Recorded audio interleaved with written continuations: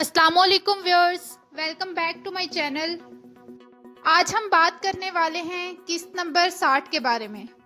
किस्त की तरफ आगे बढ़ने से पहले अगर आपने हमारा चैनल सब्सक्राइब नहीं किया तो kindly subscribe my channel and click on bell icon so you can watch my all videos। और अगर आपने पिछली एपिसोड नहीं देखी तो डिस्क्रिप्शन में उसका लिंक है, पहले वो वाली एपिसोड देख लें। उसके देखने के बाद ही आपको इस एपिसोड की समझ आएगी। तो लेट्स सी क्या हुआ है आज के एपिसोड में, देखते हैं। किस्त के आगाज में जावदार कबीले का मंजर शुरू होता है। असलहान और आलियार बाहर आ रहे होते हैं। आलियार दुहान और कुतलोजा को कहता है कि कबीला अब तुम्हारे हवाले है। कुतलोजा कहता है कि कबीले के दाखिली रास्ते पर सिपाही आपके इंतजार में हैं।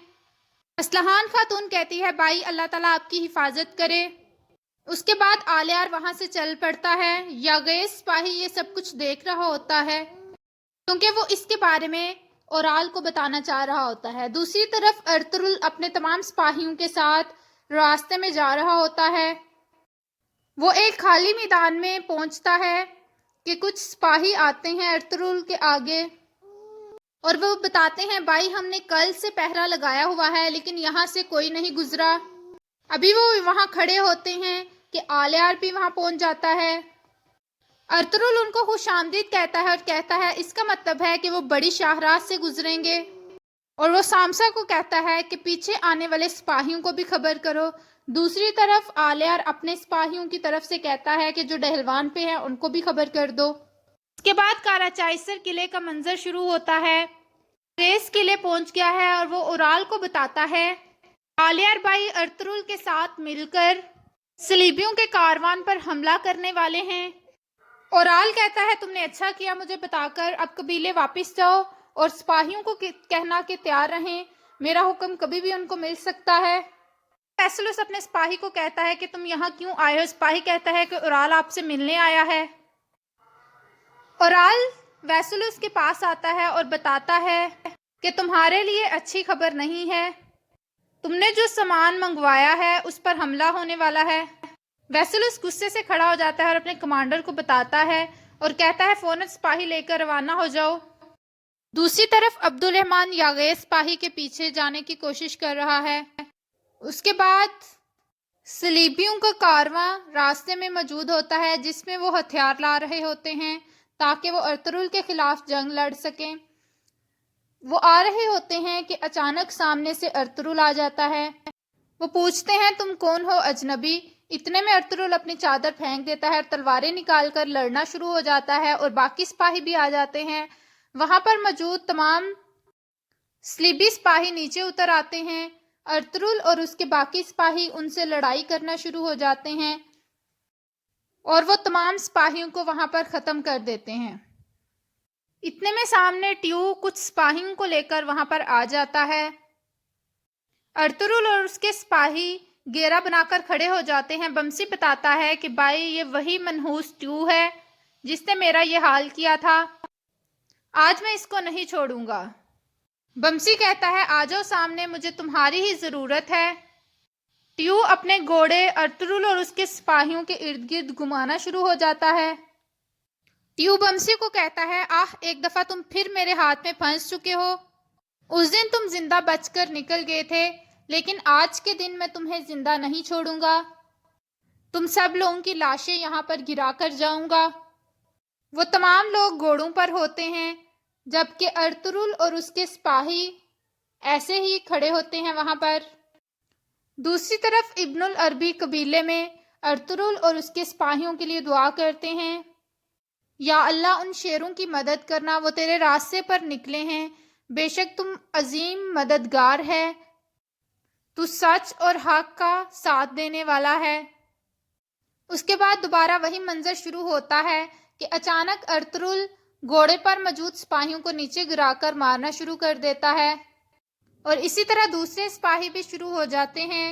सिर्फ ट्यू सिपाही बचता है। वो भागने की कोशिश करता है। बमसी कहता है कि तुम एक दफ़ा फिर मेरे गुस्से से बच निकले। अर्तुरुल कहता है जाने दो उसको ताकि वो बताए जाकर। फिर वो तमाम सिपाही सामान की तरफ देखते हैं اور اللہ اکبر کے نعرے لگانا شروع کر دیتے ہیں۔ ارطغرل اپنے سپاہیوں کو کہتا ہے، میرے بہادر شیرو، تم لوگوں نے ڈٹ کر مقابلہ کیا، ہم یہی چاہتے تھے، ہم نے اس کو شکست دے دی ہے۔ پھر وہ اپنے سپاہیوں کے گلے ملتا ہے اور ان کو شاباش دیتا ہے۔ دوسری طرف جاودار قبیلے میں سپاہی ٹریننگ کر رہے ہوتے ہیں کہ عبد الرحمن آتا ہے۔ وہ قتلوجہ اور دوحان کے پاس جا کر بتاتا ہے کہ غدار سپاہی یاغیز ہے۔ قتلوجہ کہتا ہے ارطغرل بھائی اور آلیار بھائی ہی اس کی قسمت کا فیصلہ کریں گے۔ اس کے بعد کارخانے کا منظر شروع ہوتا ہے۔ تمام عورتیں اپنا کام کر رہی ہوتی ہیں۔ قتلوجہ کہتا ہے کہ ہمیں یاغیز سپاہی پر اب نظر رکھنا ہوگی۔ عبد الرحمن کہتا ہے کہ میں اس کے خیمے کے ارد گرد رہوں گا اور اس کی تمام حرکات کو مد نظر رکھوں گا۔ دوسری طرف گونیالی حائمہ خاتون کے آگے پیچھے پھر رہی ہوتی ہے۔ اچانک وہ ایک خاتون کی طرف سے بتاتی ہے کہ اماں حائمہ یہ کام غلط طریقے سے کر رہی ہے۔ حائمہ خاتون پیچھے مڑ کر دیکھتی ہیں اور کہتی ہیں یہ تو واقعی غلط کام کر رہی ہے، شکریہ بچی تم نے مجھے بتا دیا۔ پھر وہ خاتون کو بتانا شروع ہو جاتی ہیں۔ حلیمہ خاتون یہ سب کچھ دیکھ رہی ہوتی ہیں۔ اتنے میں وہ نمونے حائمہ خاتون کے پاس لے کر جانا چاہتی ہیں اور گونیالی کہتی ہے میں اسے لے جاتی ہوں۔ حلیمہ خاتون کہتی ہے اس کی ضرورت نہیں ہے، میں لے جاؤں گی۔ گونیالی کہتی ہے آپ کو تکلیف ہوگی اور اس طرح کام بھی جلدی ہو جائے گا۔ حلیمہ خاتون کہتی ہیں کہ تمہیں تنگی کرنے کی کوئی بھی ضرورت نہیں ہے، ہمارا کام اچھے سے جاری ہے اور تیزی سے ہو بھی رہا ہے۔ حلیمہ خاتون حائمہ کو نمونے دکھاتی ہیں۔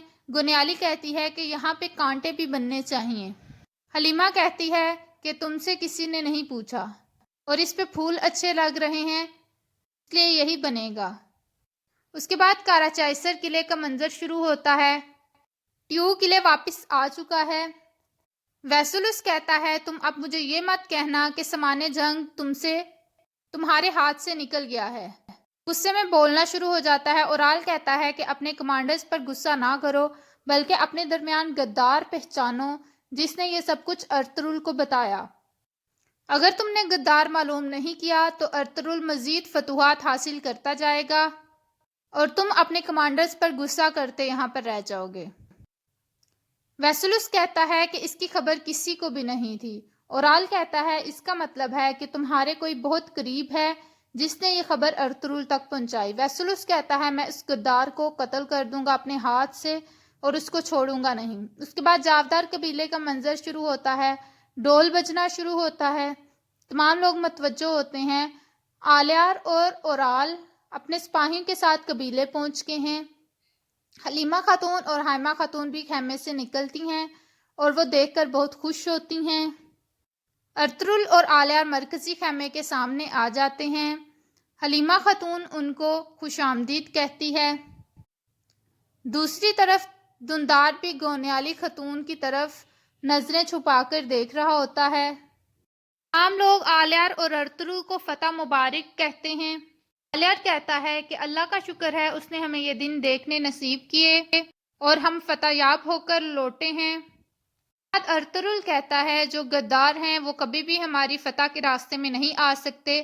اللہ کا انصاف پوری دنیا میں پھیل چکا ہے اور بہت جلد ہم غداروں کا صفایا کر دیں گے۔ ایک سپاہی ارطغرل کو بتا دیتا ہے کہ غدار سپاہی یاغیز سپاہی تھا۔